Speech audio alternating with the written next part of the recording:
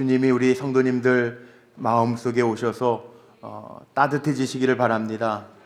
주님이 오셔서 불안함과 염려는 사라지고 평안한 가운데 승리하는 우리 성도님들이 되시기를 주님의 이름으로 축복합니다. 오늘 우리에게 주시는 하나님의 말씀입니다. 신약성경 마태복음 1장 1절로 17절에 있는 말씀 우리 함께 보시겠습니다. 신약성경 1페이지 마태복음 1장 1절로 17절에 있는 말씀입니다.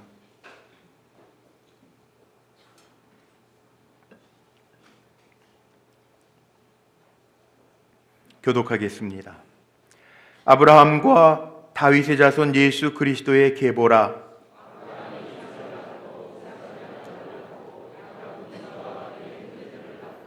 유다는 다말에게서 베레스와 세라를 낳고 베레스는 헤스론을 낳고 헤스론은 람을 낳고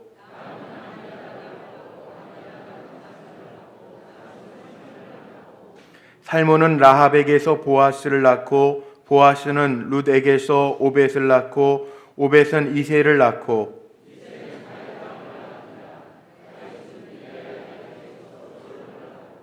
솔로몬은 르호보암을 낳고 르호보암은 아비야를 낳고 아비야는 아사를 낳고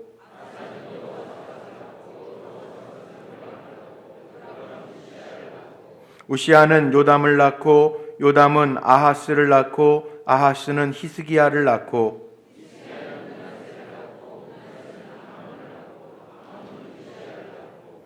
바벨론으로 사로잡혀 갈 때에 요시아는 여고냐와 그의 형제들을 낳으니라.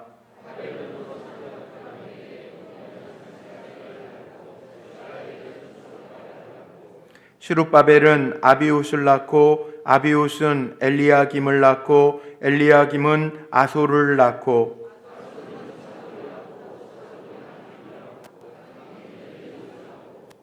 엘리웃은 엘르아살을 낳고 엘르아살은 mat단을 낳고 mat단은 야곱을 낳고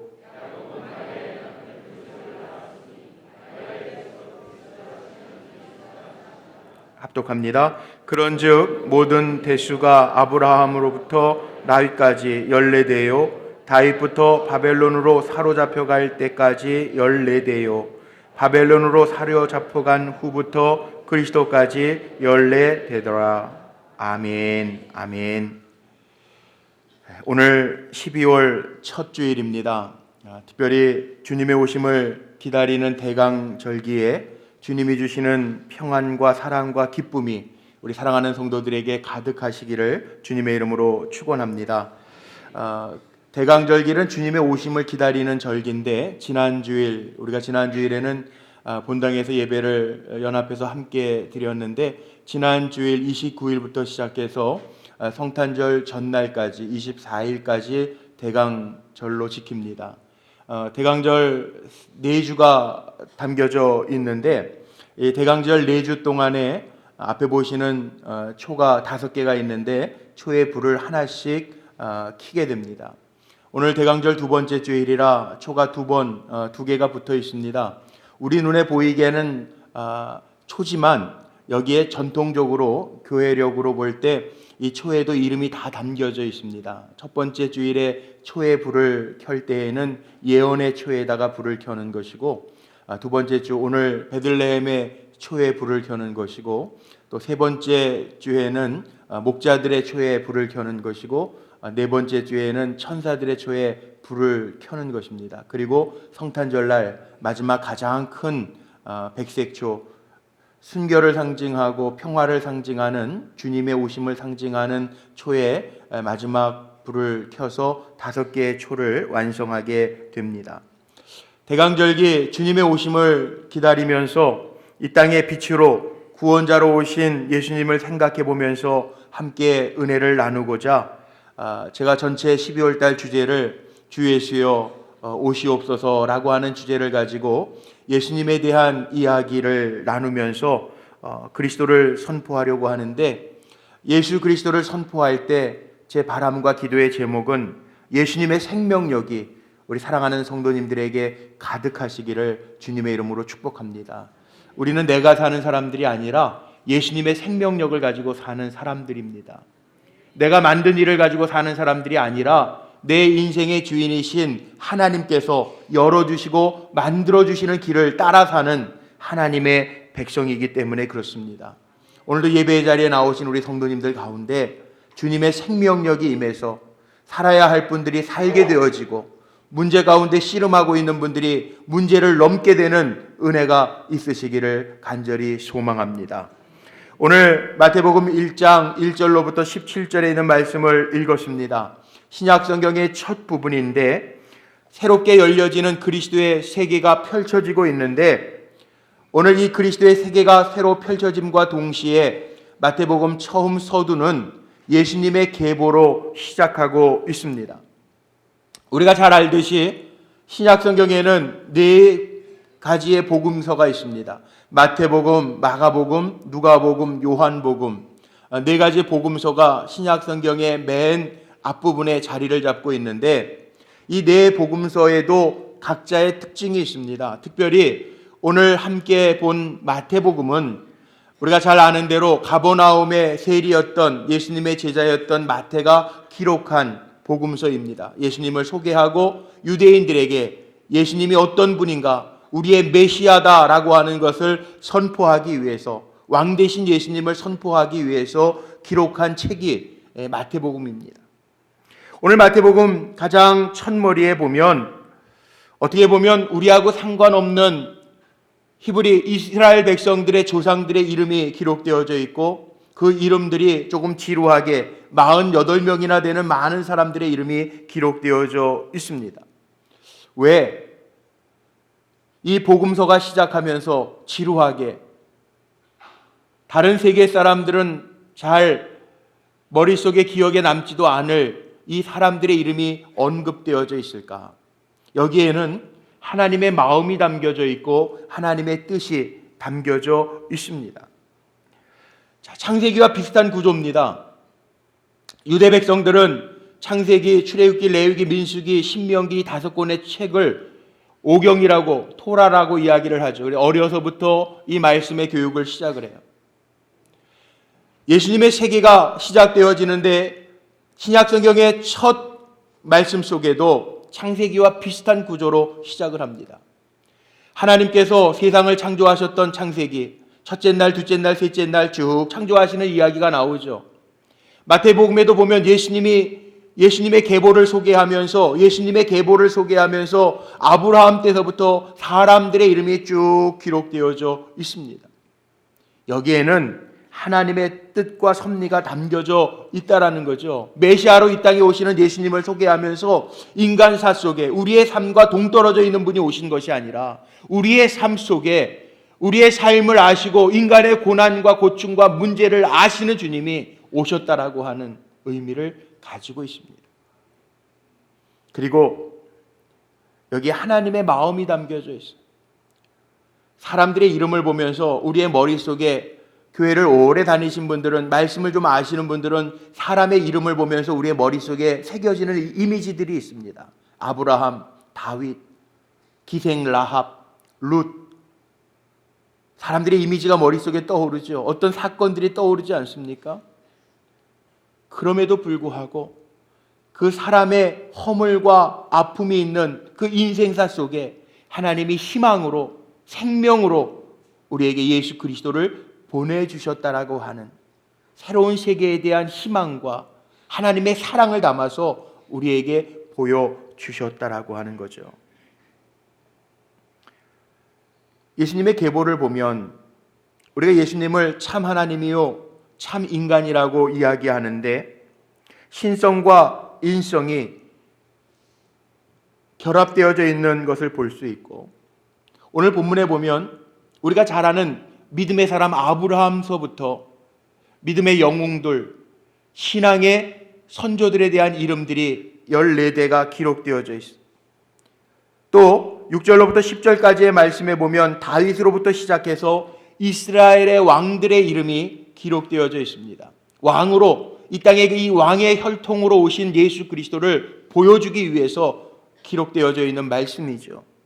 뿐만 아니라 바벨론으로 포로로 잡혀갔던 정말 우리가 생각할 때에는 지극히 평범한 사람들, 포로 생활을 했던 불쌍한 사람들의 이름도 기록되어져 있습니다. 이 이야기가 왜 족보에 여러 종류와 부류의 사람들이 기록되어져 있는가? 하나님은 역사의 주관자라고 하는 것을 우리에게 보여줍니다. 특별한 사람에게만 역사하신 하나님이 아니고요, 솔로몬과 다윗처럼 번성하고 부흥하던 시기에도 하나님이 역사하셨고, 이스라엘 백성이 고통스럽고 힘들었던 바벨론 포로 시대 속에서도 하나님은 역사하셨습니다. 그 얘기는 오늘 우리의 삶의 처지와 환경은 다를지 몰라도 오늘 내 삶 속에 역사하시는 주권자가 되시는 하나님이 계시다라고 하는 사실을 기억하시기를 바랍니다. 내 옆에 있는 분이 삶이 다릅니다. 나와 형편이 다릅니다. 그러나 주권자 되신 하나님, 영이신 하나님은 한 사람 한 사람 속에 역사하시는, 역사의 주관자가 되시는 나의 아버지라고 하는 사실을 기억하시기를 바랍니다. 고난 중에 모든 희망이 없어질 것 같은 상황에서도 하나님의 역사하심과 개입하심이 있는 계보라는 거죠. 그렇다면 우리의 역사도요, 우리의 삶의 미래도 우리는 부정적으로 볼 필요가 없어요. 사람들이 미래를 예측합니다. 그리고 그 예측 때문에 많은 사람들이 불안해하고 염려하기도 합니다. 그런데 기억하십시오.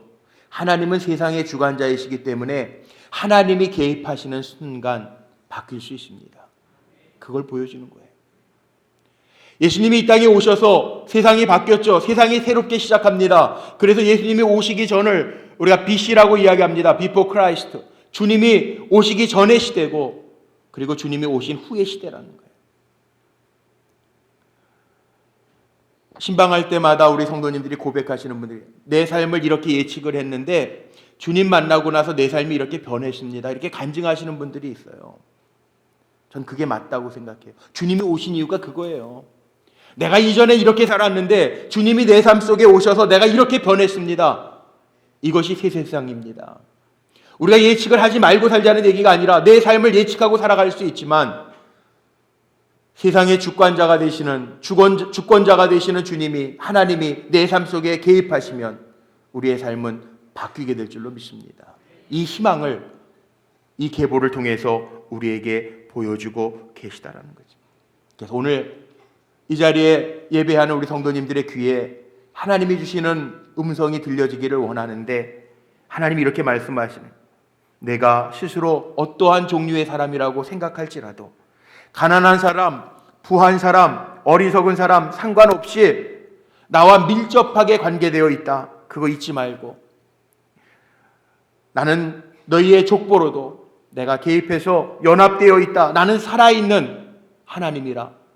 내가 그리스도의 아버지인 것처럼 너희 모두를 품고 있다라고 하는 하나님의 음성을 들을 수 있는 우리 성도들이 되시기를 주의 이름으로 간절히 축복합니다. 그리고 계속 이어져가는, 여기에 14대로 끊겨 있지만 그리스도가 이 땅에 오셔서 믿음으로 하나님의 백성된 우리들의 이름도, 우리의 자녀들의 이름도, 우리의 후손들의 이름도 계속 이어져 가게 하는 은혜의 맥을 이어가는 우리 성도들이 되시기를 주의 이름으로 간절히 축복합니다.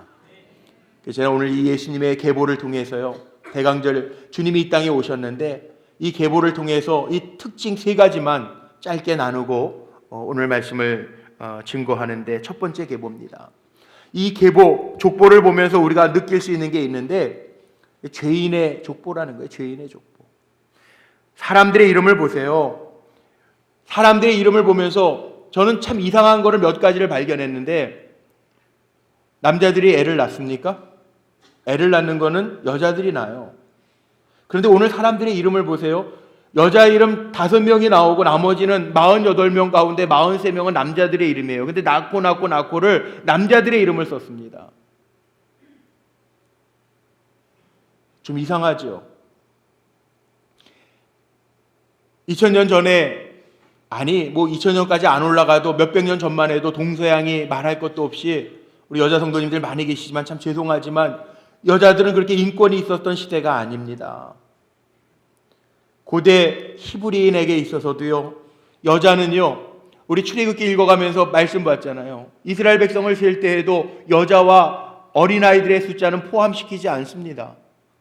아니 신약시대에서도요, 예수님 시대에도 오병이어의 기적을 설명하면서 심지어는 마태복음 여자의 이름이 여기에 이렇게 5명이나 나와 있지만 오병이어의 기적을 소개하면서도 그 오병이어의 떡과 물고기를 먹었던 사람이 장정만 5,000명, 여자와 어린아이는 제외시켜요. 그런데 이해할 수 없는 것은 여기에 오늘 말씀 속에 보니까 여자의 이름이 5명이나 기록되어 있는데 이 5명의 여인의 이름도 보면서 아주 뛰어난 여인들이 아니라 어떻게 보면 거의 비정상적인 여인들이에요. 죄악에 물들었던 여인들입니다. 말씀 속에 나오는 다말은 시아버지 유다와 부적절한 관계를 통해서 베레스와 세라를 낳았습니다. 라합이라고 하는 여인은 이방의 기생이라고 하는 아주 비천한 직업의 여인입니다. 이방인입니다. 룻이라고 하는 여인은 모압 지방 이방 땅의 여인인데 젊어서부터 남편을 잃었습니다. 젊어서부터 과부가 되고 이방 여인입니다. 밧세바는 왕이긴 했지만 다윗과 부적절한 관계를 통해서 솔로몬을 낳았던 여인입니다. 정말 비정상적인 여인들의 이름인데도 불구하고 예수님의 족보에 당당하게 여성의 이름을 천하게 여기고 사람의 인권이 주어지지 않았던 시대임에도 불구하고 그 여인들의 이름이 다 올라가 있다는 거죠.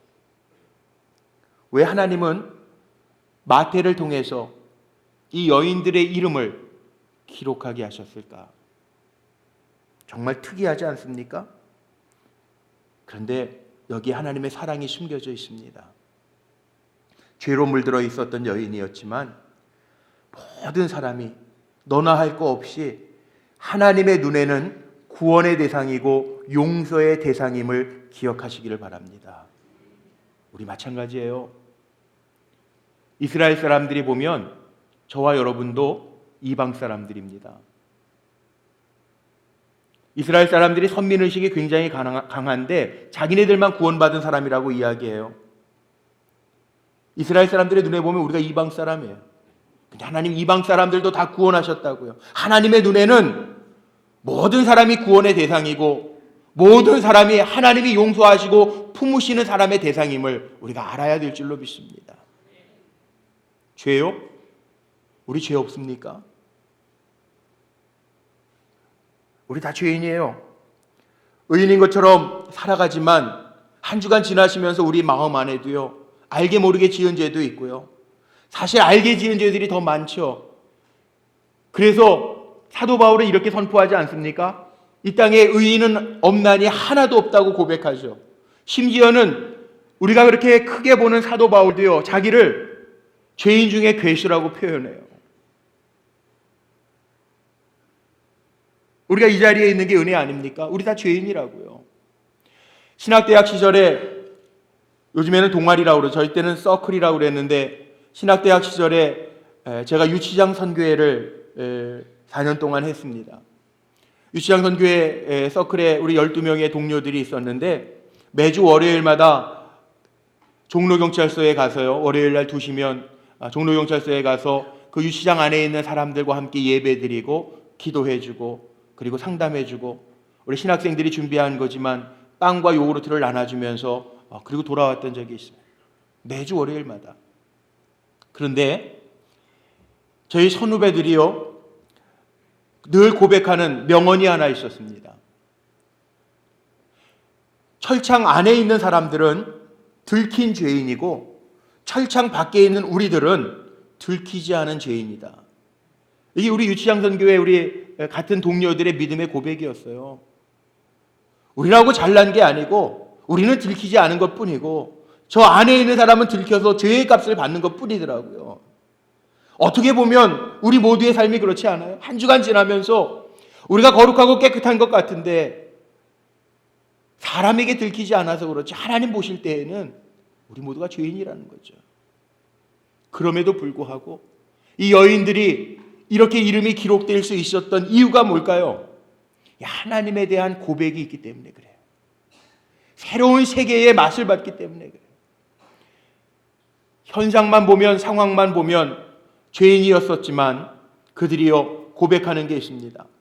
우리가 잘 아는 것처럼 기생 라합, 여호수아서 2장 11절에 이스라엘 정탐꾼을 숨겨주고 영접하면서 뭐라고 하나님을 고백했는지 아십니까?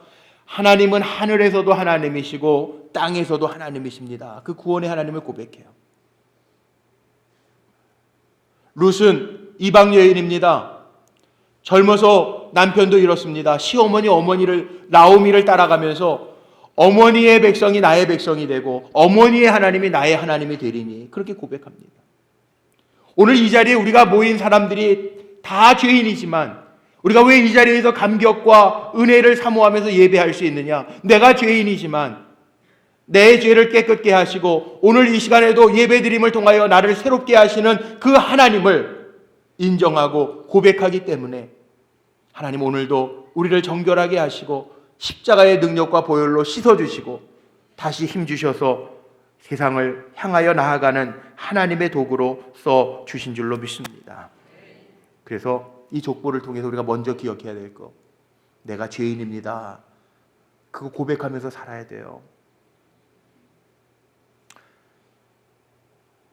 요즘에 우리가 하나님 앞에 정말 구원받고 하나님의 백성이 되었다면요, 이 고백으로 주님과 더 가까워지면 가까워질수록, 예배를 드리면 드릴수록, 기도하면 기도할수록 우리 마음에 가져야 될 마음은 뭐냐 하면 나 같은 사람도 하나님 구원해 주시고 하나님 자녀 삼아 주셨으니 회개 기도하면서 감사와 감격이 우리 안에 있어야 된다는 거죠. 근데 이거 잊어버리면요, 교회들이 문제가 생길 때 왜 문제가 생기냐 하면 죄인인 우리가 모인 공동체가 교회인데 내가 마치 의인이고 다른 사람은 죄인인 것처럼 마치 내가 재판장이 되어서 법정에 서서 죄를 다스리는 것처럼 착각하기 때문에 다른 사람들에게 상처 줄 때가 많다는 거죠. 나도 죄인인데 마치 내가 검사가 된 것처럼 다른 사람의 죄를 고발할 때 다른 사람에게는 아픔이 되고 상처가 된다는 거죠. 분명히 이 족보를 통해서 우리가 기억해야 될 게 있습니다. 우리 모두 죄인입니다. 그렇기 때문에 이 자리에서 하나님 앞에 우리의 죄를 고하면서 회복되어지고 치료하시는 하나님의 손길, 다시 용서하시고 깨끗게 하시는 하나님의 손길을 경험하고 힘 얻어서 나아가는 자리가 되기를 간절히 소망합니다. 그런데 요즘 교회들이 거꾸로 할 때가 너무 많아요. 세상에서 멀쩡하던 사람들이 오히려 교회에 와서 상처를 받는 경우도 있고요. 세상에서 무탈하던 사람들이 교회에 와서 시험을 받는 경우도 있습니다. 그 이유가 뭘까요? 대부분 그 이유는요, 다른 사람들에게 정죄받거나 비난받아서 상처받을 때가 많다는 거죠. 저는 우리 불꽃교회가 위로의 센터가 되기를 원합니다. 서로 사람들을 축복해주고 격려해주는 아름다운 공동체가 되기를 간절히 소망합니다. 그래서 우리가 분명히 기억해야 될 것이 있어요. 내가 죄인이지만 오늘도 십자가의 보혈로 나를 씻기시고 새롭게 힘주셔서 내보내주시는 하나님의 손길을 고백하면서 담대함으로 주님을 사모함으로 나아가는 성도님들이 되시기를 주의 이름으로 축복합니다. 두 번째는 이 계보를 통해서 깨달을 수 있는 게 은혜의 족보라는 겁니다. 은혜의 족보.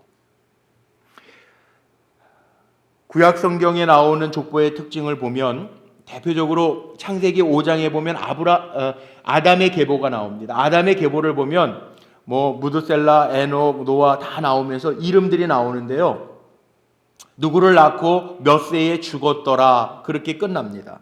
그런데 오늘 예수님의 계보를 보면 낳고로 계속 이어져 갑니다. 자, 이 말씀 무슨 의미가 있냐 하면 살다가 죽는 것이 복음이 아니라 새롭게 태어나는 것이 복음의 능력인 줄로 믿습니다.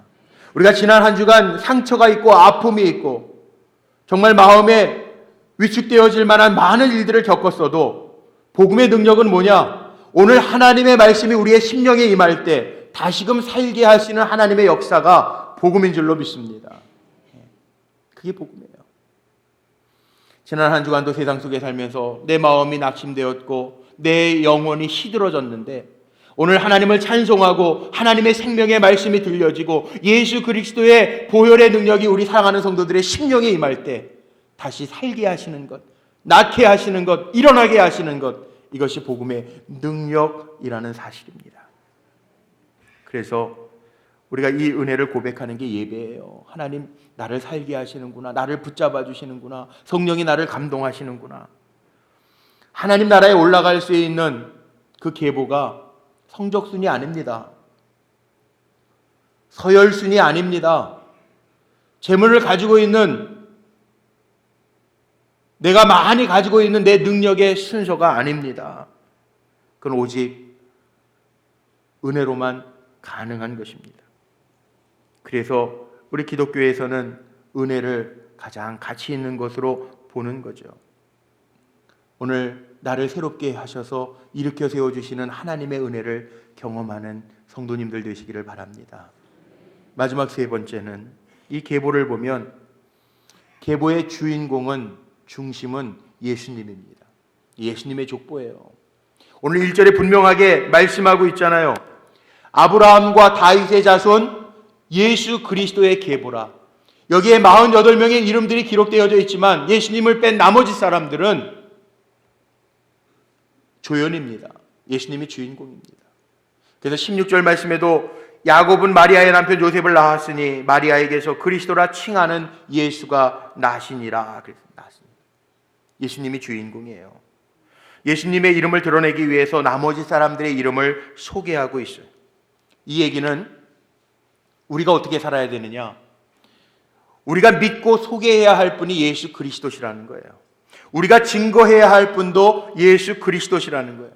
우리의 입술로 외쳐야 할 분도 예수 그리스도시라는 거예요. 하나님의 말씀이, 한번 생각해 보시자고요.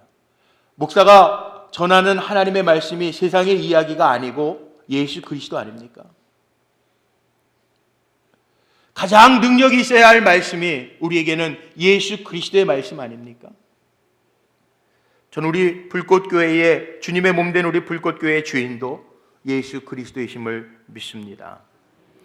예수 그리스도의 보혈의 피값으로 세워진 교회가 우리 교회인 줄로 믿습니다. 예수 그리스도가 주인이라면 우리 성도님들의 가정의 주인도 예수 그리스도가 되시기를 주님의 이름으로 축원합니다.